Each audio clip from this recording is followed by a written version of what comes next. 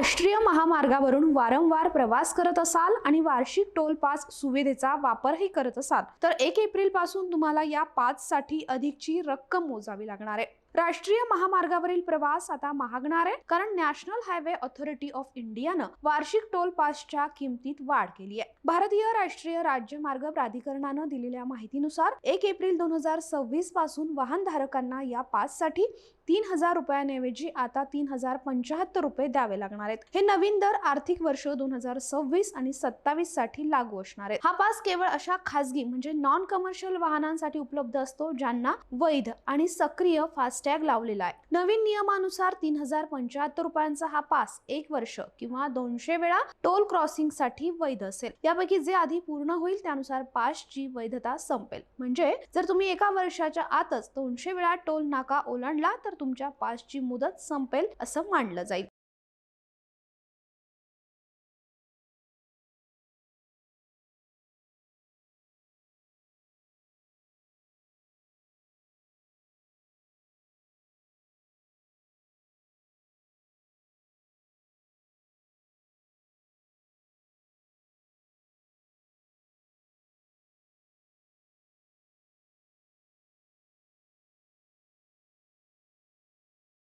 तुम्ही राष्ट्रीय महामार्गावरून वारंवार प्रवास करत असाल आणि वार्षिक टोल पास सुविधेचा वापरही करत असाल तर 1 एप्रिल पासून तुम्हाला या पास साठी अधिकची रक्कम मोजावी लागणार आहे। राष्ट्रीय महामार्गावरील प्रवास आता महागणार आहे कारण नॅशनल हायवे ऑथॉरिटी ऑफ इंडियानं वार्षिक टोल पासच्या किमतीत वाढ केली आहे। भारतीय राष्ट्रीय राज्यमार्ग प्राधिकरणानं दिलेल्या माहितीनुसार 1 एप्रिल 2026 पासून वाहनधारकांना या पाससाठी 3000 रुपयांऐवजी आता 3075 रुपये द्यावे लागणार आहेत। हे नवीन दर आर्थिक वर्ष 2026 आणि 27 साठी लागू असणार आहेत। हा पास केवळ अशा खासगी म्हणजे नॉन कमर्शियल वाहनांसाठी उपलब्ध असतो ज्यांना वैध आणि सक्रिय फास्टॅग लावलेला आहे। नवीन नियमानुसार 3075 रुपयांचा हा पास 1 वर्ष किंवा 200 वेळा टोल क्रॉसिंग साठी वैध असेल। यापैकी जे आधी पूर्ण होईल त्यानुसार पासची वैधता संपेल। म्हणजे जर तुम्ही एका वर्षाच्या आतच 200 वेळा टोल नाका ओलांडला तर तुमच्या पासची मुदत संपेल असं मानलं जाईल।